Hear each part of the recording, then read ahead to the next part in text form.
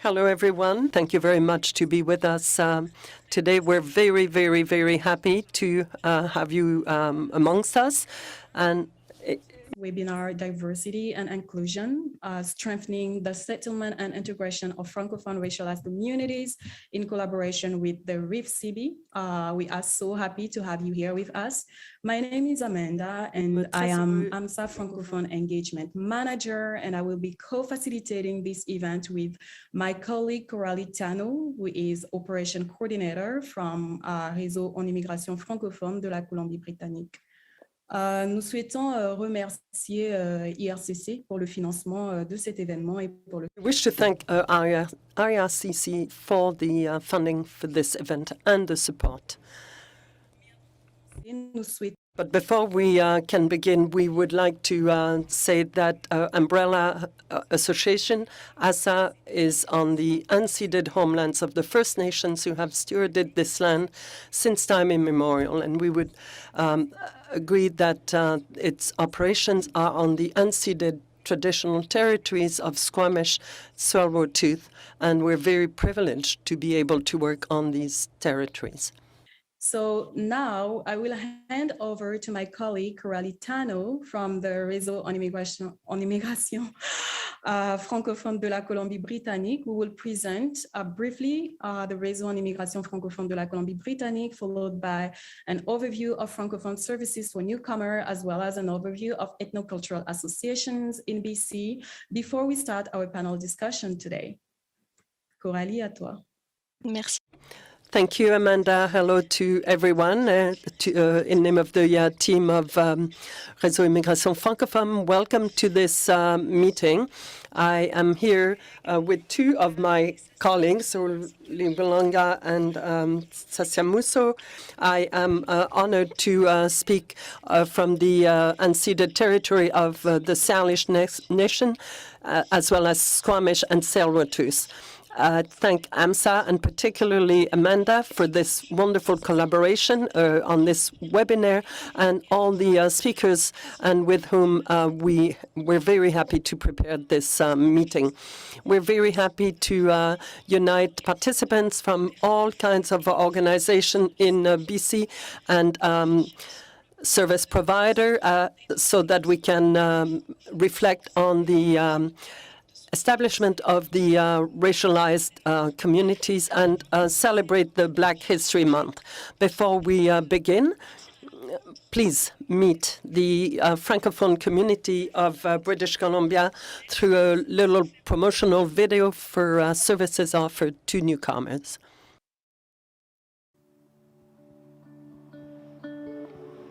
Immigrer, c'est faire un grand saut dans l'inconnu et perdre certains de ses repères. En tant que nouvel immigrant francophone, il se peut qu'on ne comprenne pas tout, qu'on ne contrôle pas tout.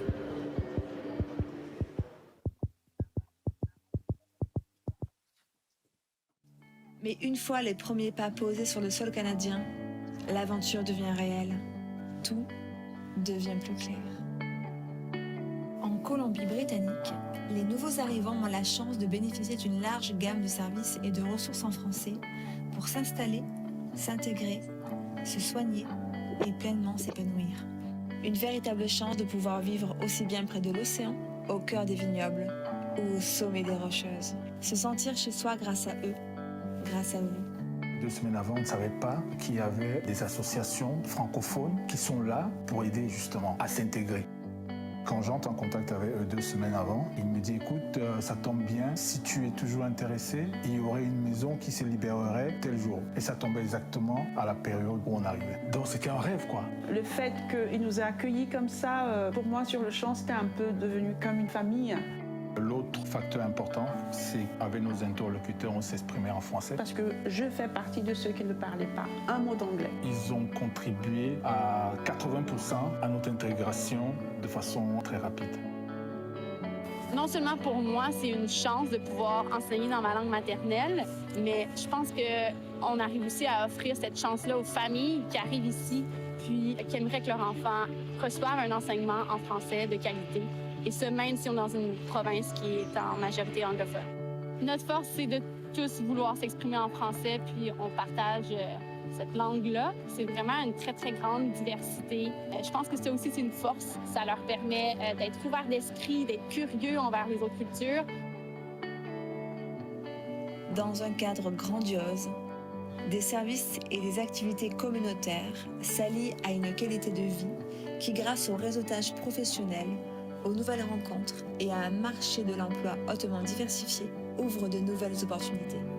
Je pense qu'on avait un désir de faire quelque chose de différent et d'écologique, et on était dans la construction. On a trouvé qu'on était supporté dans ce désir-là par la culture au BC. En général, c'est difficile de monter une entreprise, mais les services en français à qui on avait accès nous a vachement aidé dans la démarche de l'entreprise et nous a donné la confiance pour commencer la compagnie.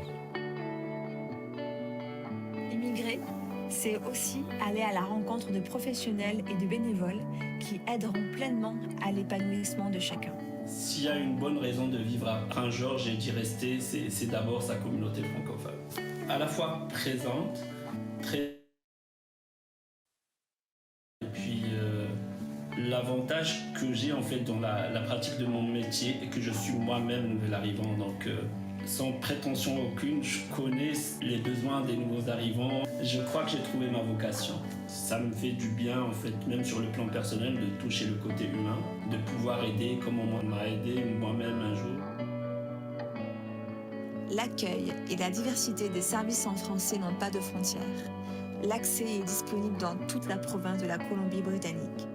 Les différents services offerts en français accompagnent les nouveaux arrivants dans leur parcours d'intégration, que ce soit trouver un logement, l'éducation en français, chercher un emploi et même la création d'une entreprise. Sans oublier qu'à travers les événements culturels et communautaires, ces nouveaux arrivants pourront rejoindre la communauté francophone dans toute sa diversité. Alors ensemble, vivons notre francophonie pleinement. Ensemble, créons notre histoire canadienne.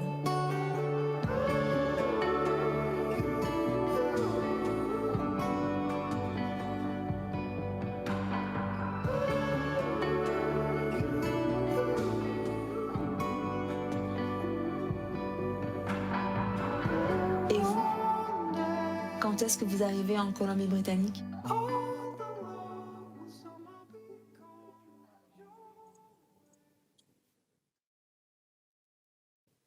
À l'occasion de So for Black History Month, we wanted to underline the importance of the ethnocultural organization, formal or informal, with support of the new Francophone newcomers. These associations are special places. You can meet people, and it is a well-known reference in British Columbia. There is more than 15 organizations developed by Afro-Caribbean or African communities. It is a number that shows the richness and the diversity of the Black community in our province. At RIF, we're very lucky to count on two of these organizations and the Canado-Haitian community, and we also hope that this organization will grow and will be able to open them to the community. And the initiatives of these associations are many, and it's not just cultural,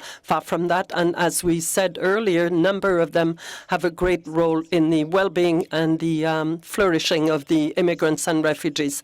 For the establishment sector, there's collaboration and resources that are essential, and there are initiatives, many, that go towards that. And it is the occasion today to celebrate those initiatives, to share them, and to reflect on the different ways to go further, to be even more united in diversity. So this is my little intro, and now I will give the mic to the moderator of this meeting. Moussa Magassa is educator of human rights at University in Victoria,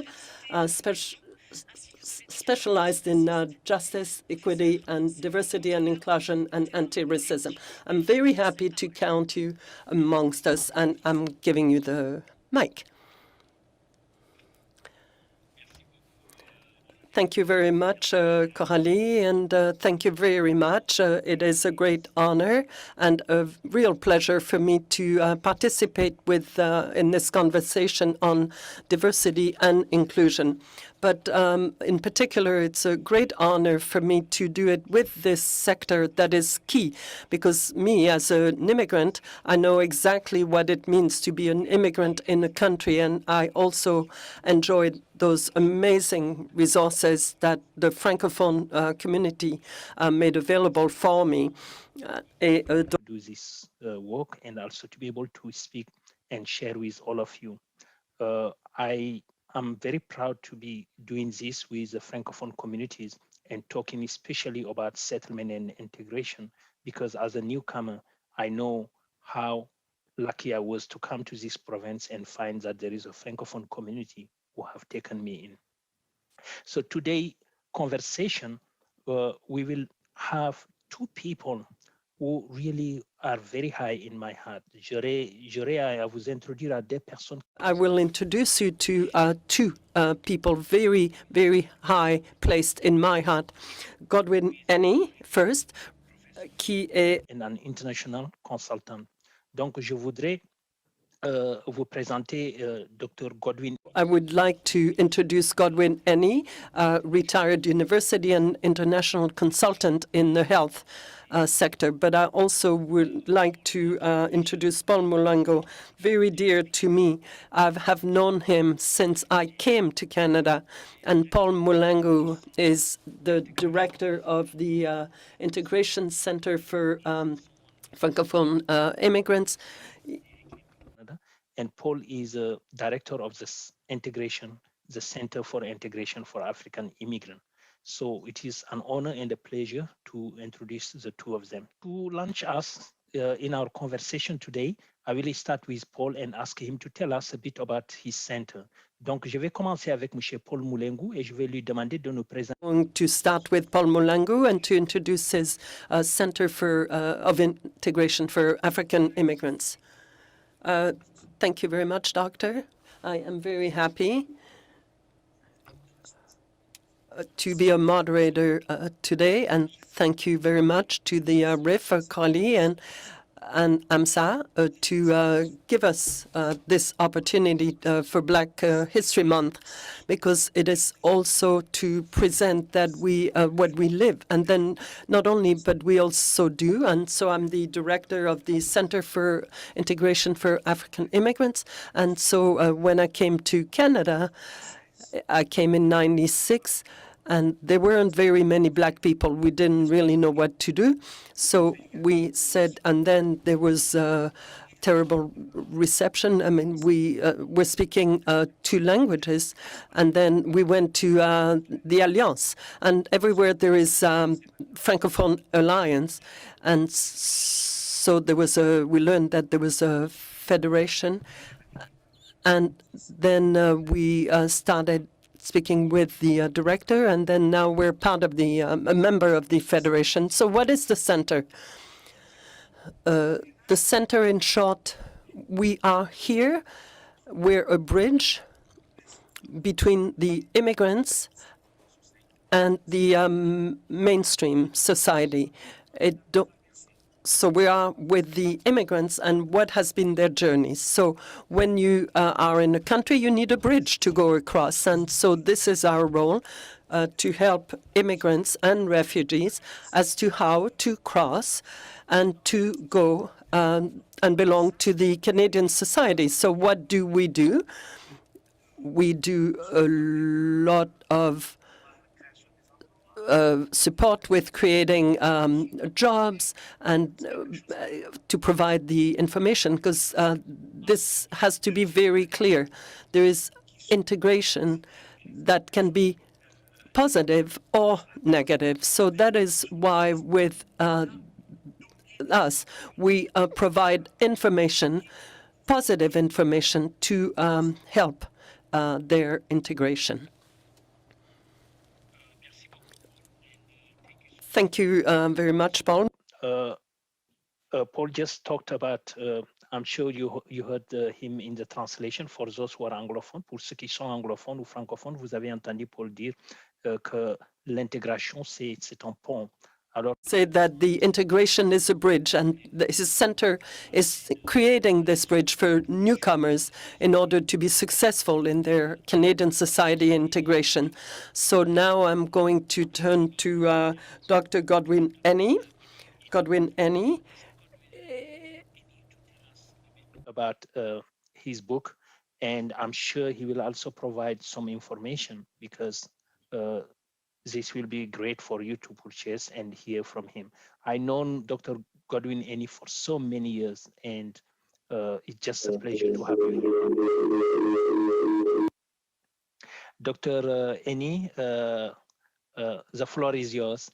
After living in for 50 years, I wrote about black immigrants from Africa. The challenges and how the challenges. I used experience as a black immigrant since 1950 as an example of what happens to black people when they come multiracial. In the book, I discussed my experience in the civil society with organizations, different organizations. Over 30 years. I did not discuss anything professional, but the experience of my experience and the experience of black people in Canada, especially discrimination, racism, settlement, and being able to be evaluated in society as other races. In the book, I talked about white and brown racism towards black people in Canada. It's not only white people who are racist towards blacks, it's something that cuts across the board. I also talked about the black community. The black community is not one ethnic group. There are too many communities within the black community. One of them is the West Indian community. Then you have the African black community. Then you have the American black community in Canada, and the blacks who are born in Canada, especially in Halifax and other places. So we don't all have the same interest. So in the book, I talked about the differences between the black African immigrants, the born in Africa blacks, and the non-born in Africa blacks, because I think it's important to know, for policymakers to know, that these groups have separate interests in terms of the challenges they face in the community. I paid attention to the label visible minorities. Why are we called visible minorities? The origin is from being black. Anybody with a black connection to a black gene is a visible minority. So the others are not invisible. So we have two groups of people in the same society, and that causes a lot of problems for black people. Some people speak from above, some speak from the middle, some people, like black people, speak from below. In particular, Native Americans, the First Nations, speak from underneath our society. To understand the Canadian society and the black presence in Canada, you need to look at the policies of government. And from biculturalism of French and English to multiculturalism. So you really have to read the book to understand so many things, because I used examples, personal examples, to describe the various challenges we face as Black people in Canada. Thank you. Thank you. Thank you so much, Dr. Eni, and for sharing with us this insight. I think it is crucial, all of us, to reflect on those descriptive you provided in terms of the different Blacks and also the concept of visible minority. Je voudrais vraiment dire, Dr. Eni, merci beaucoup. Et je pense que là, Thank you very much, Dr. Eni, and you really encouraged us to rethink these concepts of visible minority and of these different Black communities who live in Canada, and that we are not all the same. We don't have the same origins, and that as well has an impact on our integration. Thank you. To all of you that are participating in that webinar. I really want to say thank you so much for being here this afternoon. I am always reminded by Nelson Mandela, who said that education is the most powerful weapon you can use to change the world. And to change the world, you have to be that change. So we need to be able to critically reflect on our practices. And I'm happy to see that all of us here, we are here today to do that. Je vous dis merci beaucoup à vous tous. Thank you deeply. I thank you deeply to all of you present today to partaking in this dialogue. And I remember Nelson Mandela that stated that education is the strongest, the more robust and efficient tool to transform the world. And as I've also heard elsewhere, that to change the world begins by changing the self. So I think that the dialogue we are embarking on today will allow us to change our practices and to equip ourselves with new tools. So we're going to launch that with a question. Very simple. In the context of your work in the settlement sector, or as a community worker who meets and welcomes Francophone immigrants, what is your greatest success and your greatest challenge in serving racialized Francophone newcomers? What I want you is to go to the chat and post there your comment. Pour vous, les francophones, je voudrais que vous pensiez à cette question, mais aussi que all Francophones, I would like also to reflect on that question, but also write into the chat box your thoughts and answers. And here is a question. In the context of your work in the settlement sector as a community worker who meets and welcomes Francophone immigrants, what do you find to be your greatest success and your greatest challenge in serving newcomers of Francophone origin that are racialized? So 10 minutes. And please do provide your answers. Go ahead and start posting your answers to these two questions. Yeah, someone is reporting that they don't have Francophone coming through their door because of the isolation of their community. Donc, quelqu'un dit qu'ils n'ont pas de francophones qui viennent chez eux. Stated that we don't actually serve Francophone newcomers because we're in a remote community. And not de la communauté. That we are not from that community per se, it's then difficult. There's a need to know what is those newcomers' needs and specific needs so that you can really serve them correctly.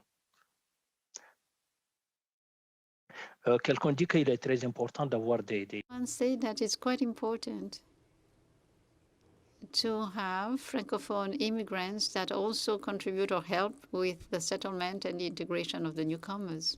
It is highlighted et c'est dit que quand on n'est pas de la communauté francophone, c'est difficile d'offrir les services quand même en anglais. We are not part of the Francophone community, it's therefore difficult to provide services in English. Donc, l'un des succès. One of the success story. Optimism of the newcomer francophone and their gratitude to immigrate to Canada. Someone reports that the Francophone community is very isolated, and they often prefer to work in silos. Quelqu'un dit qu'il est important d'avoir accès. The person states that it's important to have access to Francophone resources in British Columbia in order to help with the settlement and integration of newcomers. The success to do this work is while we're serving people who are racist, we will be able to learn about the challenges they experience and how to overcome this. Someone reported that although they are not Francophone, they were able to volunteer in a Francophone organization. And I do think that this was a success story. Donc, je vais prendre quelques... I will take a minute or two to let the comments come in. There is a challenge, which is a limitation of the services from the government, especially around health in French, and the marginalization of Francophone talent and expertise when it comes to some jobs. For example, engineers, artists, and the recognition of their degrees and qualification. And I totally agree. As a newcomer in Canada 21 years ago, I went through the same thing. And I even recall my first job being scared to be turned down because they might accuse me that I'm overqualified and I have to downplay my qualification. So when we are qualified, we're not recognized. And when we're not qualified, they say we don't qualify. So this is quite a challenge for many of us. But there is also great success. And one of them is someone says that one great success for them was to sensibilize or sensitize the community, especially the white privileged community, and to be able to sensitize them about systemic racism. Another success is to help and promote space for Francophone women who experience domestic violence to be able to express themselves, especially being able to use their mother's tongue. So I'm translating anything that is French, I translate anything in English, I translate it in French. I'll be translating what I see from either one language or the other. So it's very important. Many people have insisted that it is very important to have integration and settlement workers that are actually Francophone and do speak French. So now we're going to go to the next step. We will stop here and we thank you. Thank you for your contribution. And we go straight therefore to the panel. We'll stop for a moment and open up the panel discussion. So keep on reading and providing input, reading the chat. Next slide. So, là maintenant, ce que nous allons... What we're going to do, how we're going to proceed is to listen to the expert advice, the lived experience of Mr. Paul Mulangu and of Dr. Godwin Eni. To listen to the expertise of these two panelists about their experiences integrating in Canada, but also their experiences. I'm going to start by asking questions in both languages, and each one of the panelists will have a chance to reply. Donc, je vais demander les questions à M. Paul Mulangu et Dr. So I will ask questions to Dr. Eni and Mr. Paul Mulangu. And I'm going to begin with Paul, Mr. Mulangu. So my question to you, Paul, would be, my first question is, what are, according to you, the particular challenges that Francophone communities face or the Francophone racialized communities face when it comes to integration? Donc, challenges facing Francophone or racialized communities in terms of their integration. Paul? Merci beaucoup. Thank you. I'm very happy, actually, with what Dr. Eni said. When we talked about a visible minority. So if we don't see you, we cannot know you. A family that has no address per se cannot actually know where they are. So the challenge is to set an address. And as a Francophone as well, Francophonie, when we talk about it, who is Francophone? How do we define a Francophone? Is it then, we're talking about the world, global Francophonie or the Canadian Francophonie? And there are also many Francophones that have needs that are quite different from one another. There are people who arrived as refugees. So, for example, I've always said to myself, as for myself, I left Congo, I went to Zambia, sorry, as a refugee. And I was, when I reached Zambia, it's an Anglophone country. And I spent 6 years in a refugee camp without working. So when we arrive here in Canada, where everything, and we don't know what we can do actually. So what we do then? How do we go towards? We aim to the language, because as a Francophone, what I've always said is that we count in French. It's difficult for a Francophone to actually count in English. We dream in French, in that language. So how can we ease integration? Integration is actually quite simple. Once you're accepted and once we are together and once we see that our children, ourselves, we have worked, we are integrated. So you see, when we arrived, we admired our elders, like for example, Dr. Eni, who is an Anglophone. We admired him a lot because we see them a black doctor. But we didn't have examples of French doctors. So Dr. Moussa came, Dr. Bassoul, Mambo came, and then we saw, wow, there are indeed people who are doctors that are able to help us out.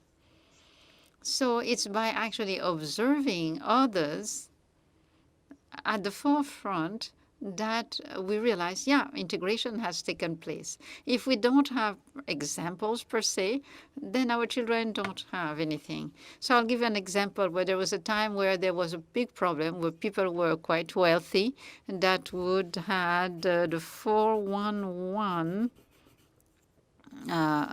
There were people who would go, who were educated, you know, but you see this person, they have, this person has, you know, a car and everything, and why did you get an education for? So that we didn't have like models, we didn't have mentors. So this is why maybe that Francophones could not really involve themselves. And when we created that center, people saw into the center something constructive. So for example, an example of Black History Month. When we started in 2001, there were not many people who were aware that there was such a thing as Black History Month. So the center began to celebrate Black History Month. And I saw then now today, everybody celebrates it. And we are very happy to see that, because at the beginning, we were the only one to really, really mark the occasion and celebrate Black History Month. So for us, what it means, make the visible minority more visible. Because once we celebrate Black History Month, it's not just about celebrating, but it's simply to state, here we are present. Because before that, we were just clients. So you see, now we can see that our children are advancing and are also trailblazing. So this other example, when we launched the center, we noticed that we changed many laws. We contributed to the changes of many laws, but few people were aware of that. We provoked many changes in that. For example, we talk about housing. BC housing, when we arrive, we would have to be waiting 2 years to be on that list. But when we arrive, and then now it got changed that, yes, you can come and apply. So large families, our families were large, but here there was no such thing as a large family. So we intervened and says, no, in our city, in our culture, we have large families. So, for example, a single person. So I came as a single man with 2 children, but it was really something that was unheard of. People would not know that you could, be in Africa. Your wife may have passed away, but you do come with your children. And there were no services for single men. There were services for single women, though. So now, what is the Francophonie? Culture, a symbiosis of cultures. It's the language as our common denominator. So when language unites us, how do we progress forward, go forward? So another example, when I arrived in 1960, I went to 7 job clubs. And these job clubs, all of us, when we come, we know that Canada is a bilingual country. So if even here in this province, you can work, using French. And so that's what we said. Every time we were participating in job clubs, we have Anglophone friends who would find employment, but not us, because we would speak, even though we spoke both languages. So then how did we do? Then we created a Center for Integration. The Center for Integration, the purpose of it was to redo things, because when we saw, for example, in the chat, we know that many people said there are not many Francophones, while there are indeed many. British Columbia was not even aware that there were African Francophone immigrants in its midst. So we said, no, we are indeed African, and we are Francophones, we speak French. So luckily, there were many changes that took place up to the fact that today we see, yes, there are many organizations that exist, and that are many people that go through that immigration path. So, as Dr. Annie says, there is a difference within when we talk about immigrations. But when we are amalgamated into the same category, it becomes difficult to become integrated. So then I'm coming to ask you a question. And the question I'm going to ask you is, what are the initiatives that you and your organizations have been implemented, but have implemented that you are the most proud of? Integration initiative that you or your organization has implemented that are making you the most proud? C'est ce que je disais que. That's what I was saying, that made a visible minority more visible. So make the visible minority more visible. We are here and we are there because we were able to integrate. For example, when we celebrated Black History Month. Now, when we started that in the past, but now it's everyone who does it. So we started that integration center for African immigrants to serve as a bridge between the immigrants, the refugees, with the mainstream society. And this is how we came to where we are today. So it's really excellent. So Dr. Annie, because Paul is pointing here something that is very, very crucial. And one of the things I heard from him is before our communities were just receiving service. And nowadays we have our children and our own people who also are part of the service providers. And that's a big change. He's also proud that his center and other people who are doing this work are trying to make the Black community visible, and also to be sure that some of the things that need to be recognized and acknowledged, like Black History Month, are celebrated.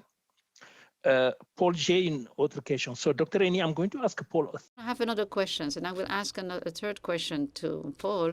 So what kind of help were you providing to the newcomers? What kind of help or service were you providing in your center, Paul? provide to immigrants who come to the Center of Integration for African Immigrants? Si tu peux me donner quelques exemples, if you can give me some examples. Oui. Job Ready, donc. Donc, let's Connect to Work, Employment Services, which is a program that helps immigrants to, network, connect, and find employment. So we would provide information and integration. And what we would do is then provide information on how to integrate, education, housing, and also the community resources. What we have there is just a resource that people can tap into, that people can connect with, to interlink as well.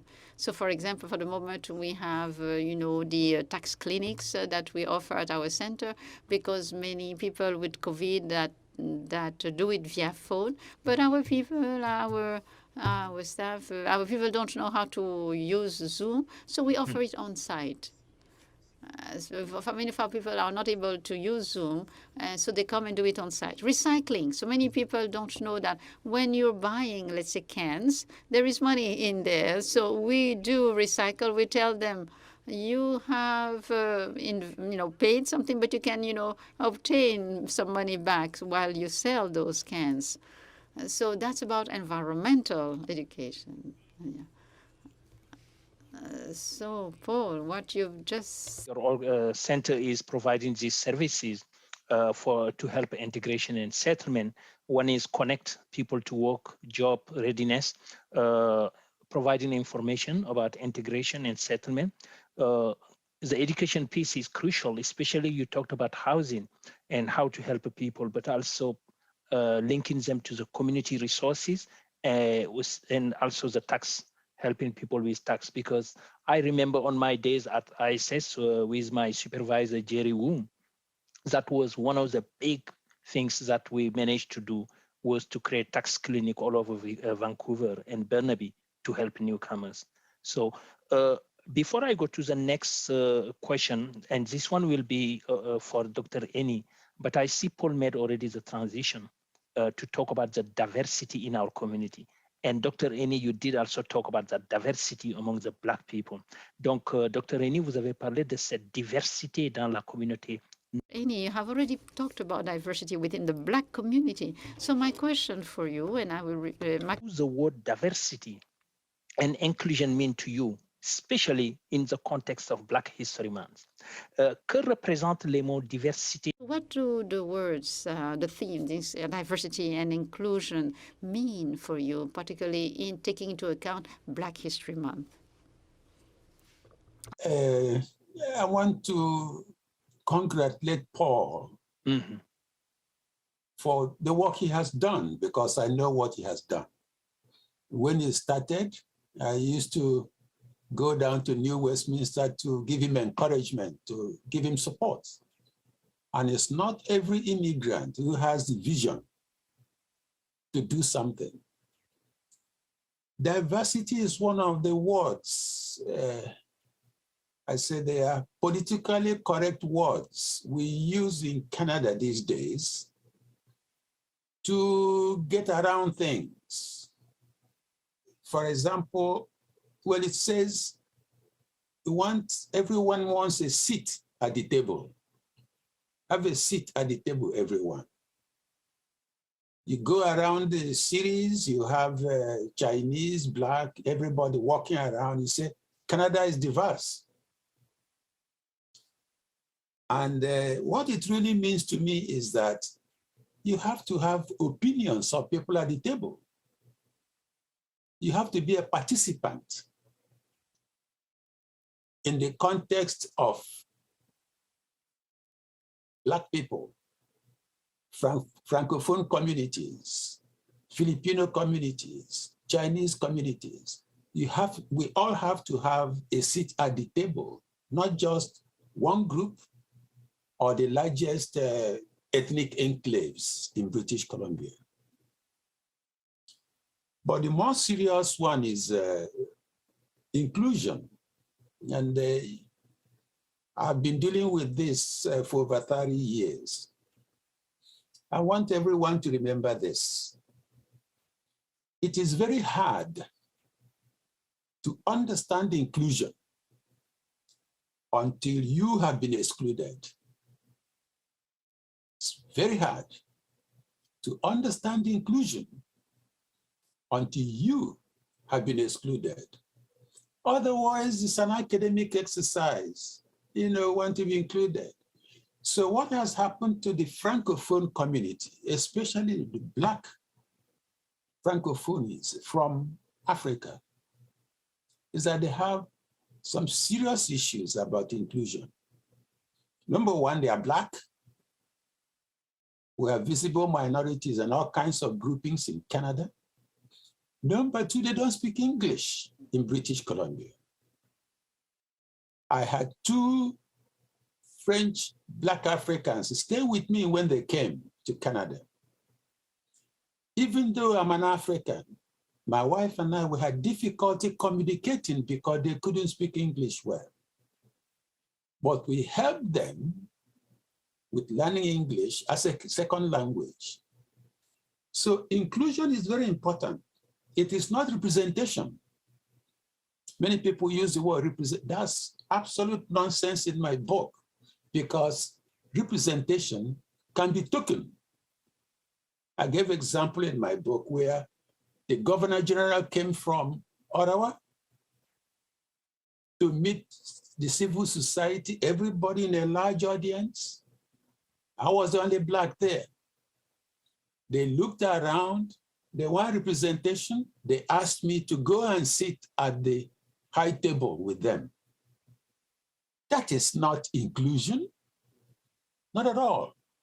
In fact, in my book, I did explain what inclusion means, particularly for people like us, immigrants, particularly if you're Black. Inclusion goes beyond tolerance, tolerating people. You can tolerate and still be a racist. Okay. It's not counting the percentages of people, Black people of Francophone Canadians in an organization. That's not inclusion. Inclusion means substantive participation in decision-making. Substantive participation in decision-making. You can be an empty drum sitting around. You don't know what's going on. You agree to everything. Unless you take part in making that decision, somehow, you're not included in planning and implementation of programs, in the development of objectives, because I know from experience, because I was the head of an organization that has 125 cultural societies belong to it. That was the VMS. Each one of them has an objective. Sometimes what happens is that unless you are part of the objectives of an organization, you are not included. You just pay your annual dues and become a member. You have to share equally in the benefits of the association, then you are included. If, for example, there is a grant to go somewhere, only friends get together to do that, you're not included. You may have voted to be part of it, but you're not included. So, and Dr. Eni, I'm going to challenge you here. I want to challenge you here about this word inclusion. Because I want to ask you then, when you look back at your early days as a newcomer, what experience of inclusion really gave you hope and helped you move forward? Well, let me repeat it in French just in case. Pour les francophones, ce que je demande, for the Francophones, I'm asking him, while he's insisting on the word inclusion, if he could tell me, when you look back, when you arrived here, what experience of inclusion gave you hope and help you go forward? Go ahead. Experience of inclusion that really help you to move forward. There are 3 things, 3 experiences. One of them happened in 1970. There were only 3 of us who were Blacks in Saskatoon. A Ghanaian medical resident, myself, and a West Indian who works in a potash mine. We were curiosities. We don't belong to the society. People looked at us as if we dropped from the sky. The thing is that we got together. The Ghanaian, the West Indian, and myself, we got together and achieved so many things that we were unable to achieve if we were independent separately. So that in fact, that's what got me interested in civil society. Second one was in London, Ontario, in 1973. My boss, who is a Jewish, I was a head of department, and he was the superintendent. He took me under his wings and got me to get involved in decision-making in what is happening at the Research Institute that I will never have. He taught me about inclusion. And the third one was a Black West Indian, Professor Doyle at UBC in 1990. When I left the hospital as a department head and joined the faculty, I was just floating around. So for inclusion, you need a mentor. You need somebody to guide you when you are in difficulty. So Professor Doyle brought me in along with the West Indians, and we founded the Black Educators Association of BC. So those are the three most important in my experience. Excellent. Thank you so much, Dr. Eni. I think for all of us here, we have a chance now to reflect on inclusion. Paul, si tu allais nous définir. If you could define what is inclusion in 3 words, as did Dr. Eni, what would those 3 words be? So thank you very much, Dr. Eni. Thank you very much. I'm going to tell you, inclusion is when you have, with Service Canada, I had a director, Morandini, who came and said that there are services in French, in Chinese, but there are no services that really reflect ourselves, the African, to do with work. And so the lady said yes, and she offered her services. And that is what created the center. And then she said, Paul, you can never deceive.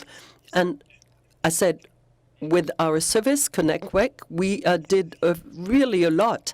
And there were 90% of success of the people who would come to the center to seek employment. And that is inclusion, you see. And so I'm a member of REACT for Correctional Services Canada. And everything that I am saying about the inmates, the prisoners, this is inclusion. And so what Dr. Eni said, it's to accept. Are you being accepted at the table? Do you have your word to say at the table? If you have nothing to say at the table, and that is why I've always said I don't want to just be somebody who shows up just like that. And and so what we learned is to give us the chance at Service Canada.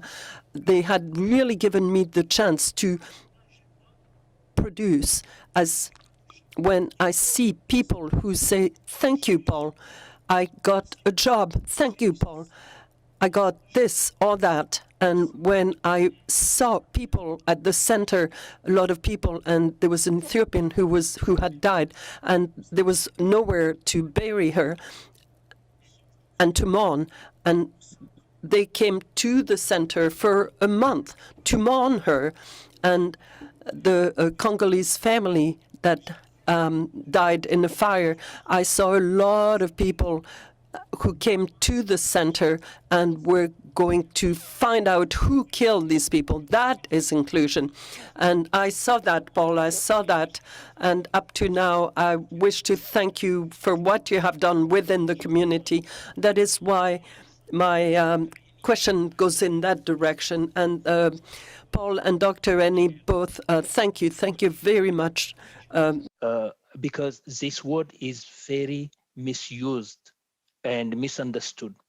And I understand that having access to opportunities, being able to participate, having access to mentor, being trusted that we can do it, and being accepted and being associated to decision making are very key, and it is some of the things you highlighted here. Donc c'est très important ce que vous venez de dire tous les deux. This is very important what you have just talked about. So, based on what you define as inclusion, Paul and Dr. Eni, Paul, can you tell me, est-ce que tu peux me dire cette question? Comment le secteur de pourrait mieux soutenir integration and establishment sector could support better the racialized Francophone people? Racialized Francophone immigrant. Paul? D'abord, merci beaucoup. So, first of all, thank you very much. That is to define the word integration. And so one day I was speaking with my wife, and I said, when you say to someone, what did you come to Canada for? And they say, came to seek a better life.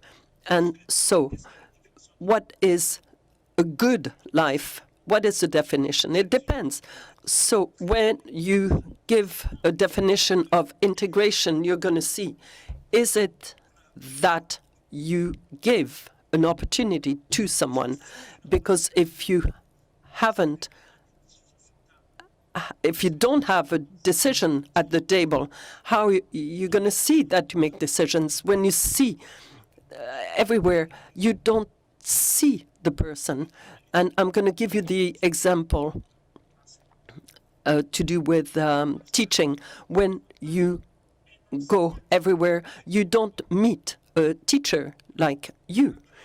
When you are in the schools, the person you see is the cleaner. And how are you going to see integration? See?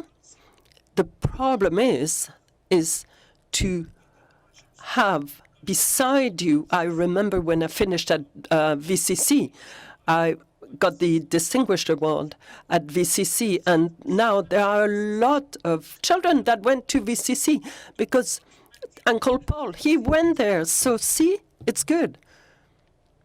So is to be together. So like now, you see, when we came, we met teachers, and the only example was a UBC teacher, and we asked, he's a teacher, a professor at UBC, and then now with the integration and the settlement is to give the chance to organizations to have finances to help others to integrate and to take into account their culture.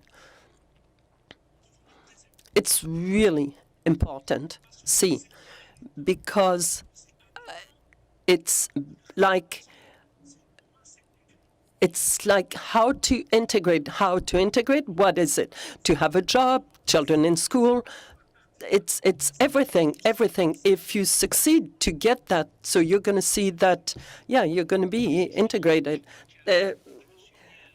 Excellent, Paul. I remember a few years ago I wrote an article where I was saying that integration, above all, is also the economic side, and to recognize competencies and diplomas for new arrivant is very important. Thank you very much, Paul.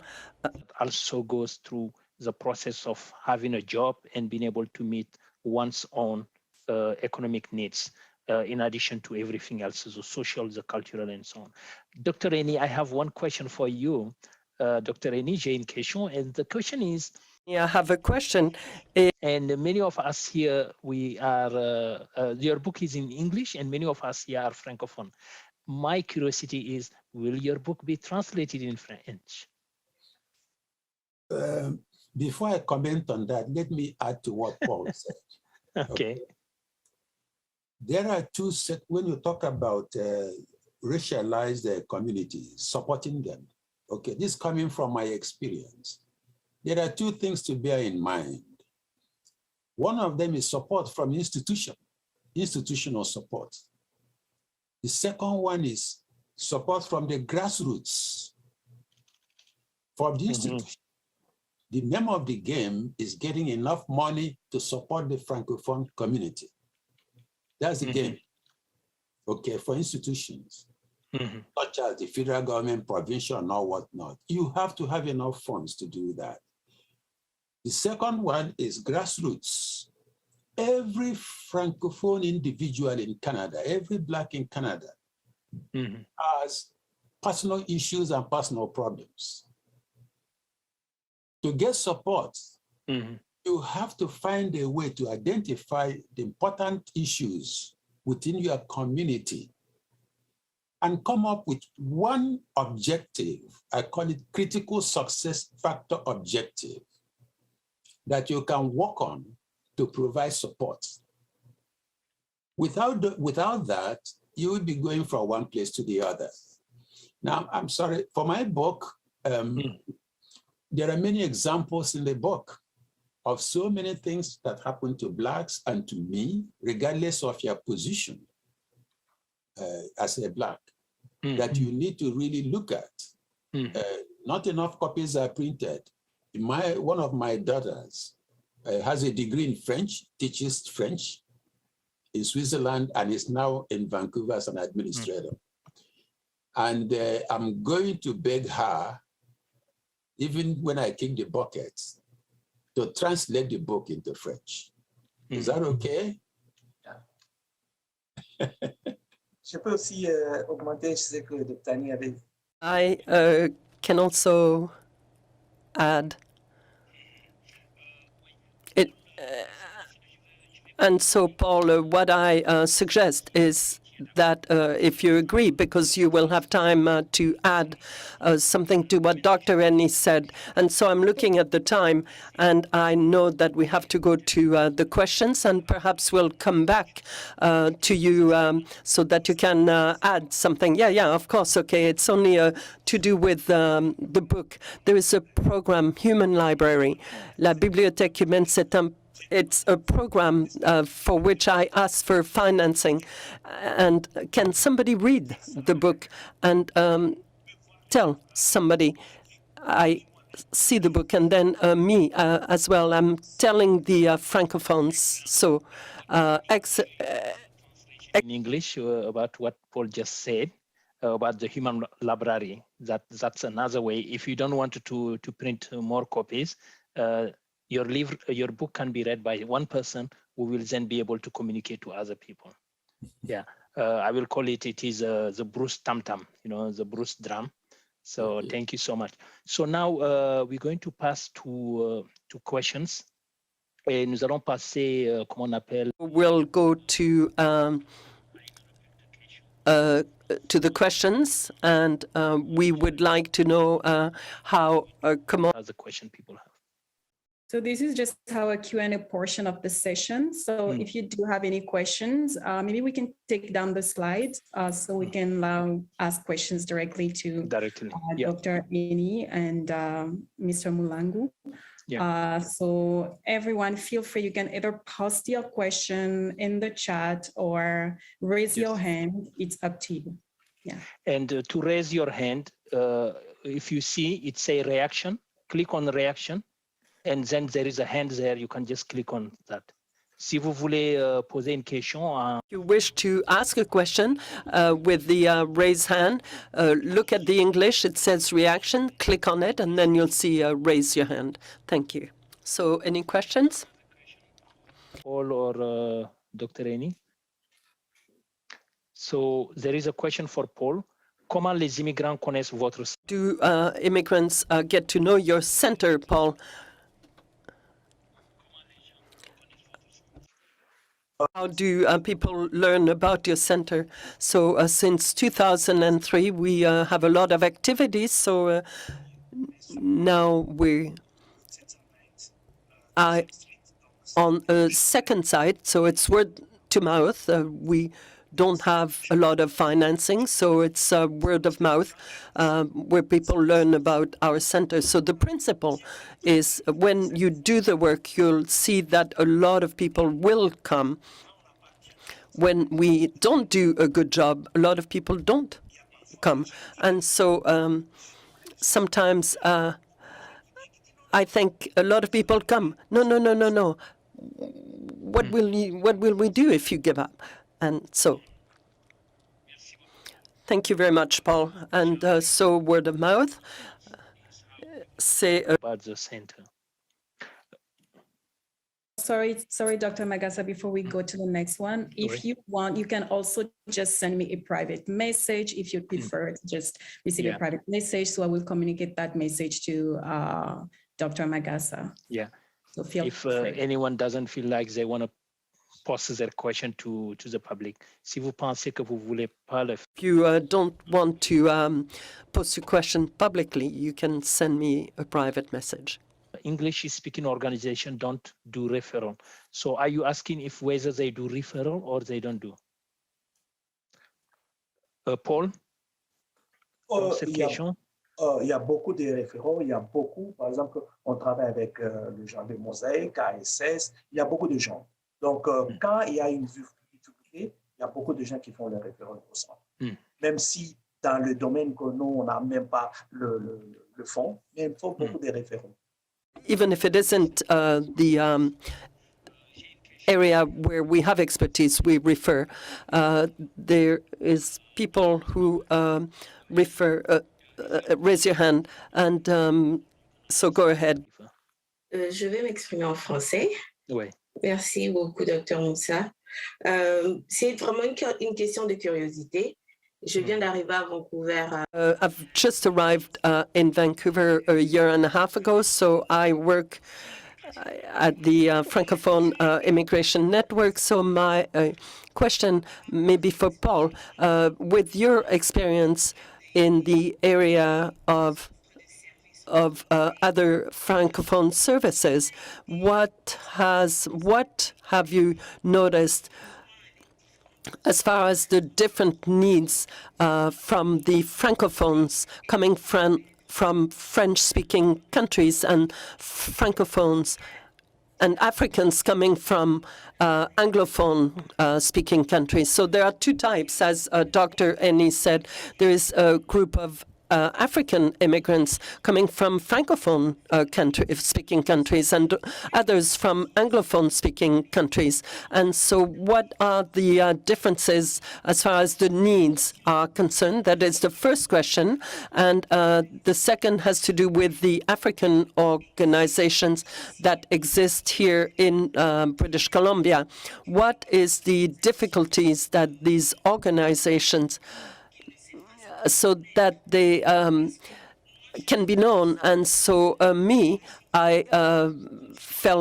found the Francophone Federation quite by accident, and it is thanks to the Francophone Federation that I learned that there was an African community here in Vancouver. And this opportunity helped me to meet Africans that speak French, and I'm marveling at the same time. And so, where were you? Where were you? You're not visible. And what's happening? Excellent, excellent. Thank you very much, Oli, and I hope you have the question from Oli. The first is to know the difference in the needs from new immigrants, depending on where they come from. So please answer this first question. And yes, your question is a good question, because I come from there too. I'm from the Congo. The Congo speaks French. I left. I went to Zambia for 6 years, and in Zambia, it's an Anglophone country.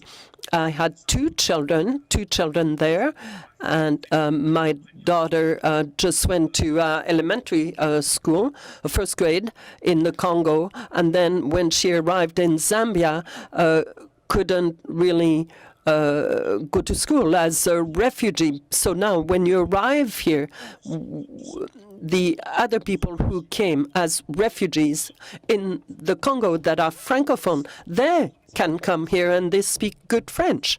So it's really something that I call them Franco-Anglos. See, but the difficulty is if you see the children, Franco-Anglos, who go to Francophone schools, they can't follow because you see, you think they're Francophones. They're not Francophones. They're Franco-Anglos. They're nowhere. And so there isn't something to help these children. See? Whereas others who came from Francophone countries, they leave and they succeed. So it really depends on the country. So when you say that you don't see the organizations,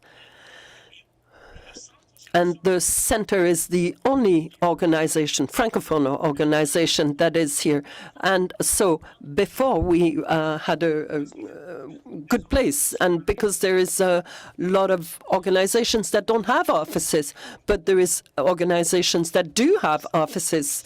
So the integration center, so now I see you and you work there, and thank you very much. It's because the center said that we have immigrants from Africa.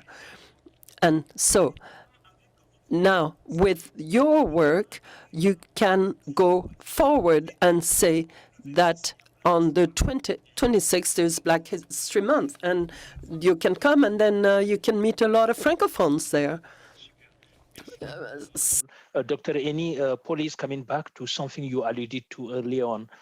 It is the needs, the different need of Francophone immigrants here in Canada is dependent on their origin and their background. As you alluded that, when we talk about the Black communities, there is communities who come from different horizons, different countries, and the needs and their experiences is also diverse. The same way for Francophone immigrants. I have another question to add to that. Paul, je vais te poser cette question. I will ask Paul. Paul, la question c'est, I wonder about the Black Francophone professionals in leadership position of the Francophone organization of the settlement sector. How do they fare? Donc, quelqu'un demande la question comme quoi que il se pose la question. Wondering what is happening with the Black Francophones that are professional, such as you, myself, Amanda, Oli, who are working in Francophone organization in the Immigration and Settlement Center, and what is happening, what are the advantages and the challenges. What I was saying with the professionals is, what is it? What does it mean to be together? Is not to fight each other and to help organizations when you're to help organizations, because we're not there to fight each other. We're there to help others to integrate. That is where, if you have the information, you have to give it to them. So one day, come and visit the center. Yes. And so at the table, if the center is not at the table, to say, hey, there is something here. That is what is very important. I am very happy now because when you see us, so people say, oh, well, so we know that we did a good job. We didn't work for ourselves. We worked for to integrate our people. And so if you do that, it's to be together, to give the information, and because all of us, what are we? It's how to help our people to integrate. Excellent. Paul, I am going to ask Dr. Eni if he wants to say something. Back to you also and ask you about Black leadership in settlement organization. But go ahead with your comment. Oh, Dr. Eni, you are Yes, you are yes. muted. That's good. From my black organizations in Canada, not just they have difficulty cooperate and collaborate to achieve an objective. And you know, in BC, there are different Black Francophone interests. I spoke to one of them in Victoria by webinar last week. In Vancouver, I know about at least 2 of them. Why can't the organizations get together for a common purpose, one critical success factor objective, to create a presence in the province? You can only do that by finding alliances in organizations that have succeeded in doing it.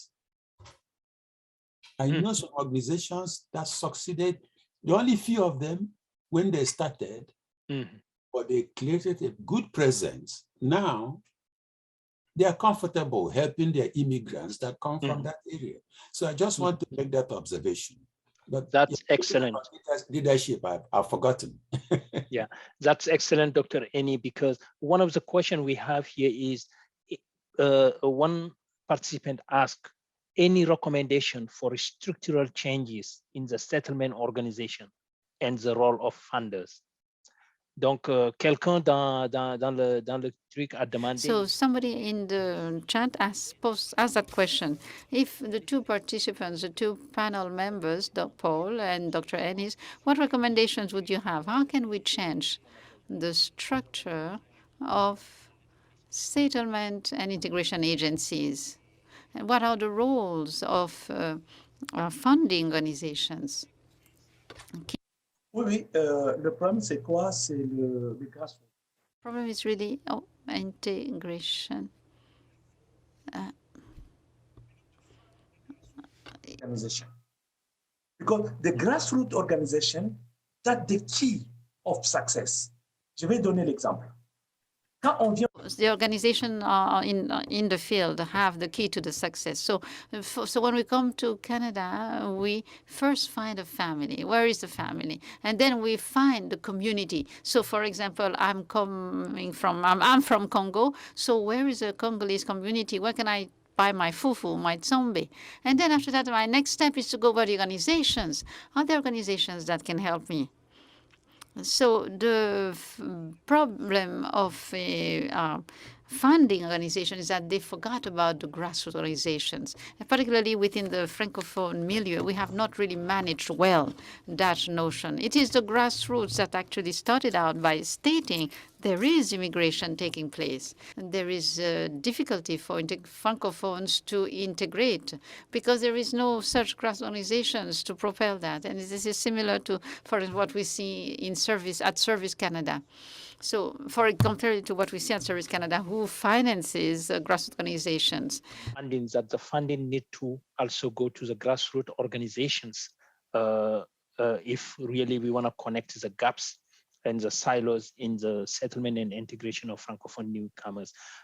We have 3 minutes, on a juste 3 minutes avant qu'on passe à l'autre activité. I have actually 3 minutes before going to the next activity, but the question I have there is the question for also to the expert and also a question in the chat.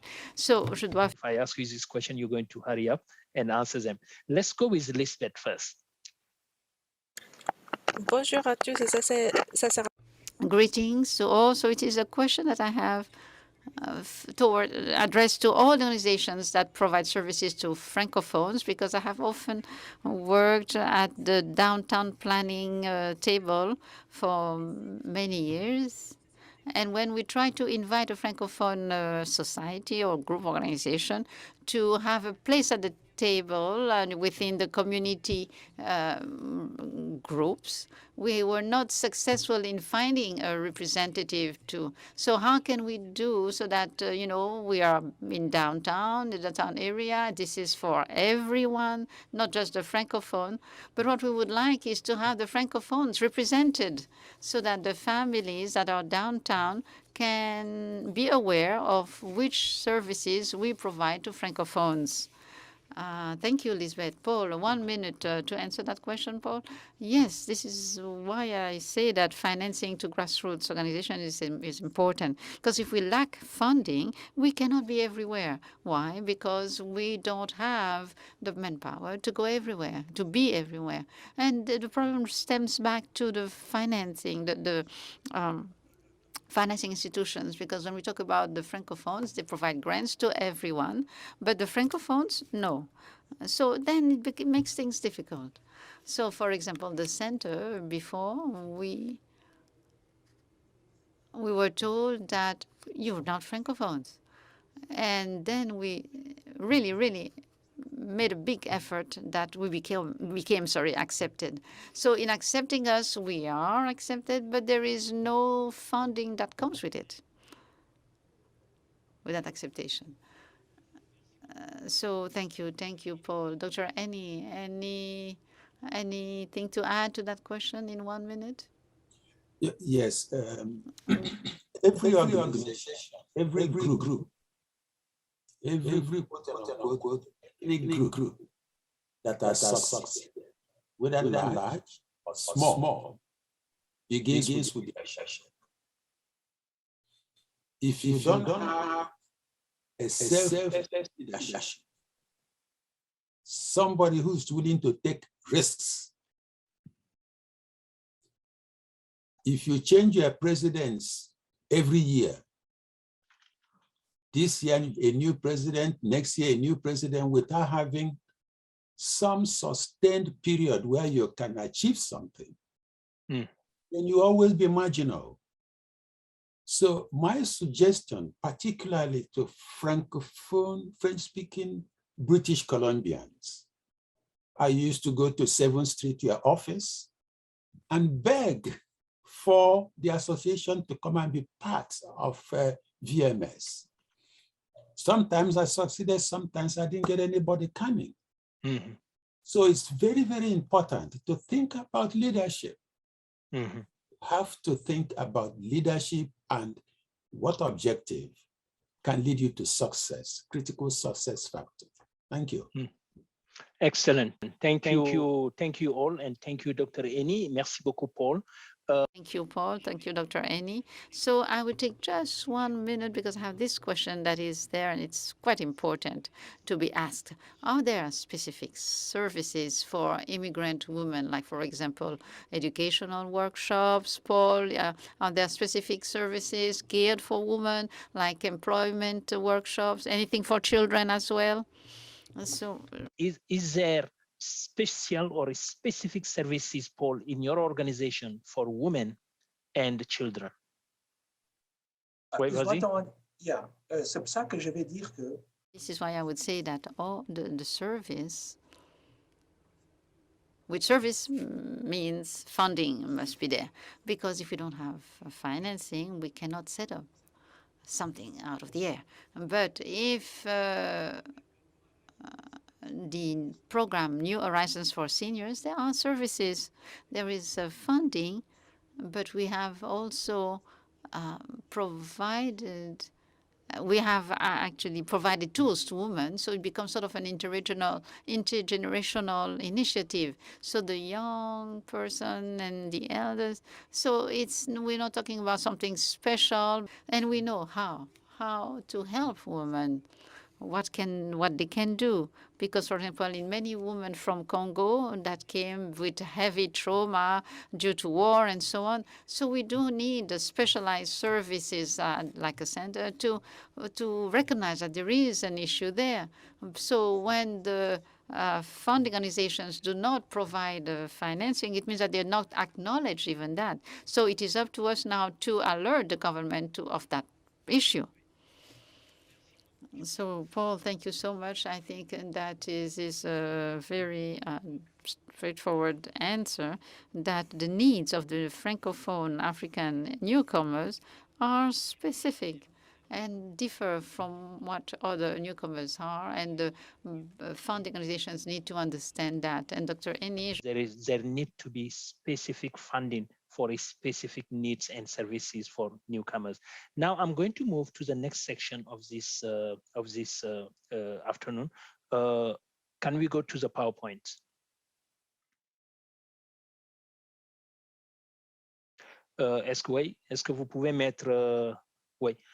Please then display. We said prior, this is another question we address to you, and I will read it both in English and French. Tools or good practices that you have created or implemented in your organization to support racialized communities that you would like to share? If not, what would be your needs? What compromises can we make today so that we can meet again next year and share them in February 2023?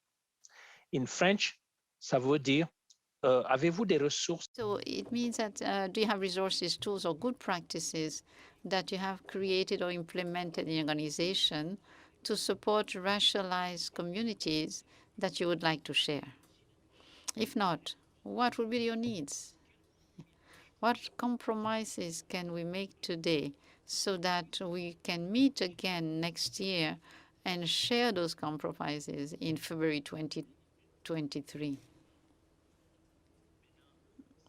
So this is a question that's being asked, and I'm also curious to see what people think of that, what answers they provide to that, and we have still 10 more minutes to engage in that. Donc, je vois sur le, I see in the chat. I see. Le centre Mother Matter offre en partenariat. Mother Matter, who offers in partnership with Francophone Immigration Center programs for mothers and children attending schools. So, nous voulons. Oui, et d'autres? Any other programs? Any other ideas? Other programs or the ideas that want to share. Yeah. Okay, I don't see Eva here. Yeah, Eva, go ahead. Yes, hello. I don't have a question, but I have a tool. Donc, je vais switcher en français parce que je suis beaucoup plus à l'aise. In French, yeah. So I am Eva, and I'm part of the Francophone Federation of British Columbia, and I work for the Community Development Bureau.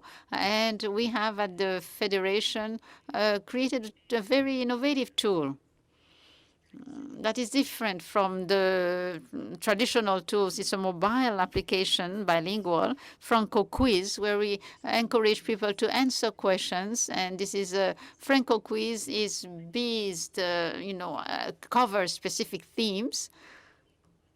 And we present topics that matter to us in a recreational way. So it was conceived particularly to make the Francophonie flourish and to share the cultural, historical heritage of the Francophonie. But I can see that this could also be used as a support tool for racialized communities. And because it is bilingual, it can be used in either French or English. So what we have done with the RIF, the Francophone Immigration Network, is we have established sort of a pool or that to celebrate Black History Month that presents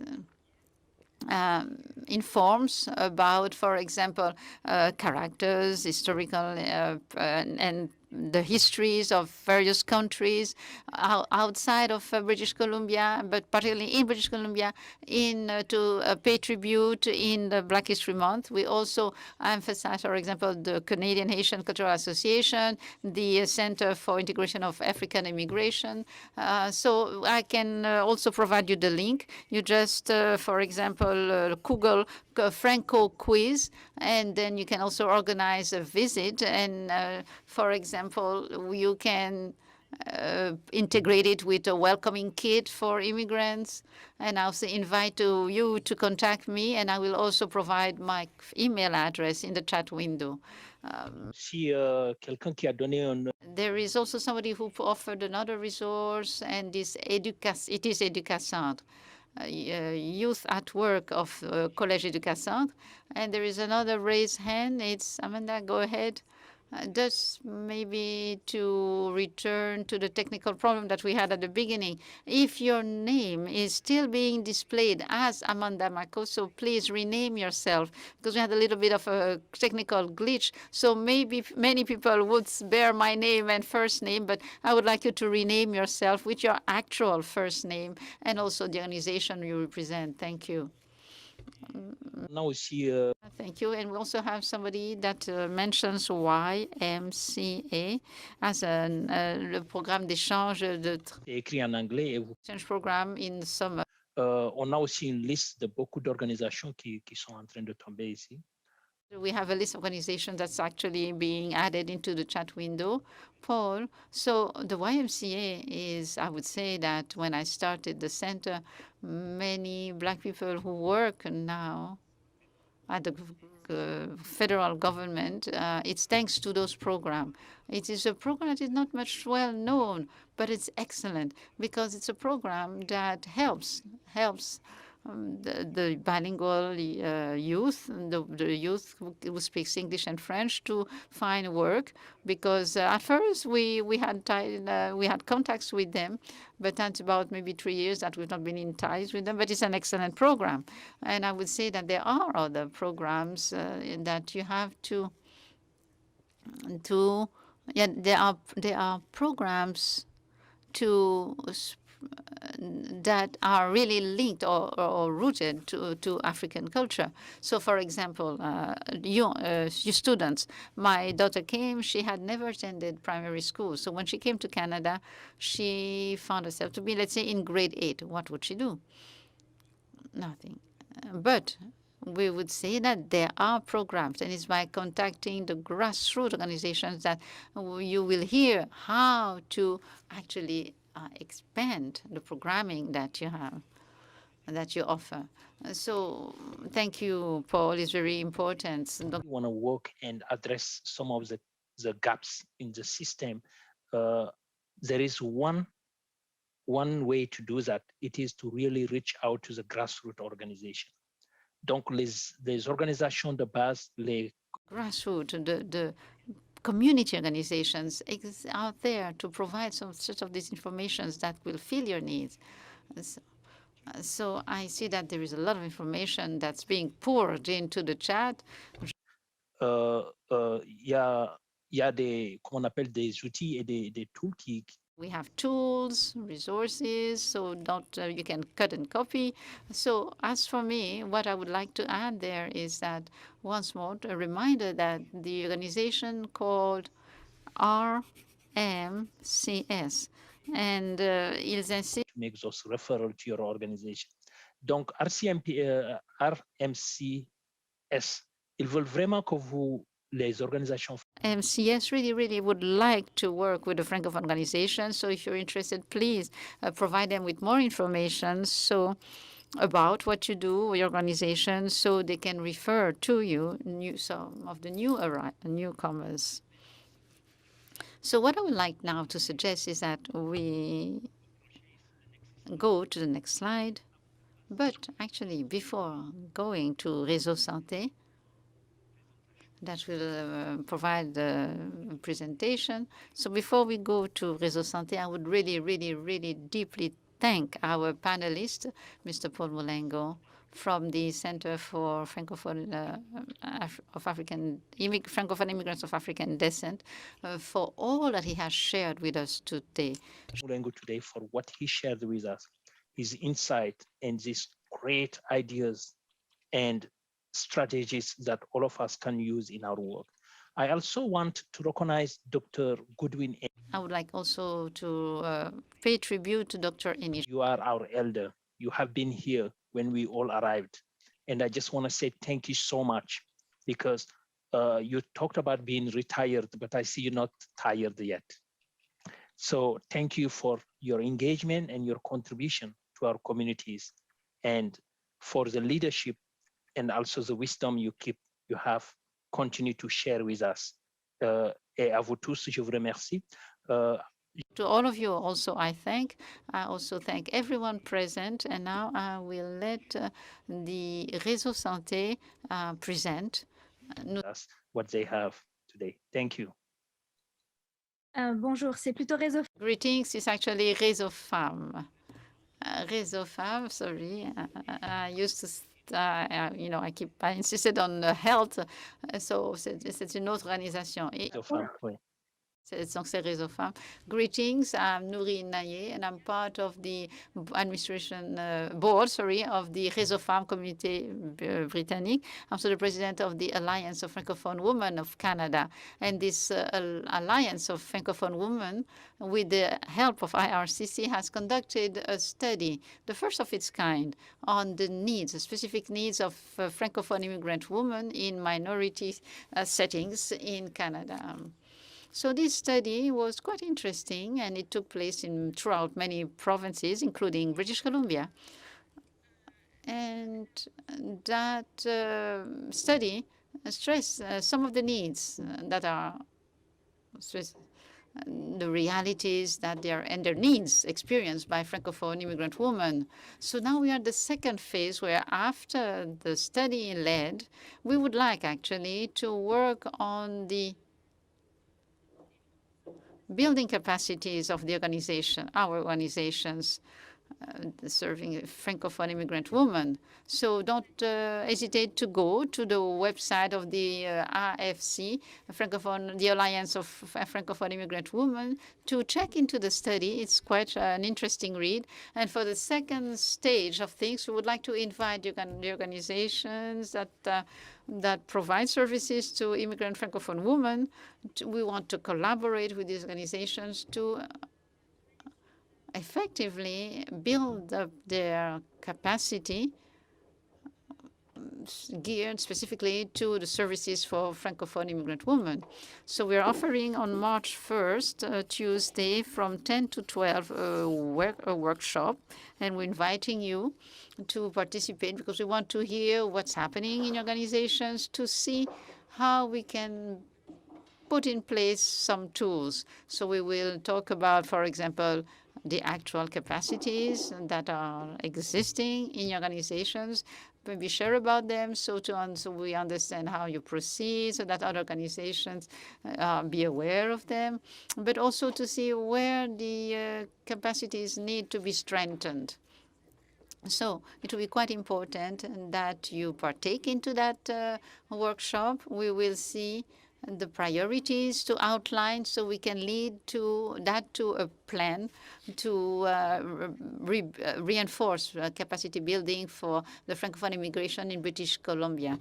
Merci beaucoup. Merci beaucoup. Thank you very much, Noor, and thank you as well to all the work that the organization has done and all of the organizations of the Francophone community. So I see that there is only 3 minutes, and if you would like then to answer some questions, let's open the floor to the questions. I'll simply add that the webinar will be actually facilitated by Mrs. Denise Beaulieu, who was the researcher. Thank you. Thank you. Excellent. Any questions for us? We have 1 or 2 minutes left.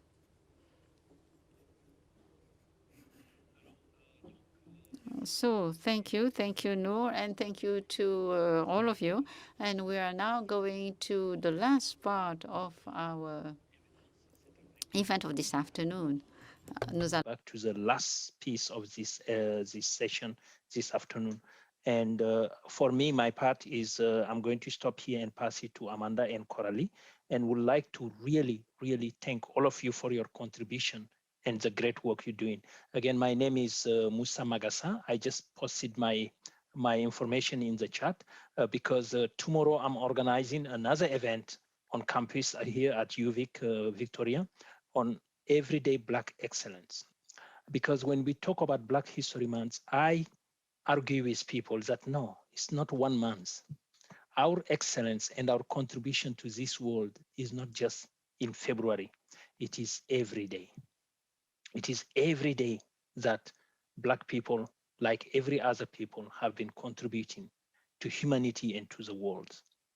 And as we say back in South Africa, Ubuntu Abantu Mabantu, you have to be a human being to know that you should be at the service of other people. And Black people are people. So thank you for all the work you're doing for to accommodate and to assist not only Black people, but every kind of people. So for me, that's all I have to say, and just say thank you. Yes, I thank you so much again, Dr. Magasa, and thank you to our panelists for sharing their perspectives with us. And again, this is all a learning process for all of us. We are here to share, we are here to come together, and like Dr. Magasa said, it's really for all people and not specifically to Black people only. But again, we're talking about diversity and inclusion, and we know how important is diversity and inclusion and having the perspectives of diverse communities here. Thank you so much for all you have shared in these 2 hours. A deep thanks to Mr. Mulangu, the Dr. Annie, Professor Magasa, to have opened up their heart and shared their experience. We are very grateful for that. And so if you have questions when it comes to the activities of the Francophone Immigration Network, the services provided by the Francophone community, feel free to link with us. We have the coordinates of my colleague Zasia, who is there present. And then I will let Amanda close the webinar. We would like to thank our funders for supporting this event and giving us an opportunity to express our voice, to express how we feel in the Francophone community, but also to give us the opportunity to all come together from the non-Francophone sector or the Francophone sector. All those conversations are really important for all of us, and this is how we will kind of move forward as a country. And as a beautiful place. So I would like to thank you all for attending this event. I would like to thank my colleagues from AMSA for their support, and also our CEO, Katie Crocker, who couldn't be here today. And I would like also to thank our interpreters, chatbot translators, graphic facilitator, Elena, thanks again for your beautiful work, but also our panelists who share with us their stories, their experiences, and who brought something really great and diverse to this conversation. So I'd like to thank Dr. Eni, Mr. Mulangu, as well as Dr. Magasa, and most importantly, I would like to thank my colleagues Coralie and Saskia from the RIFCB for their great support and amazing contribution. So thanks again, everyone, and we hope to see you during our collaborative events again or our future AMSA events.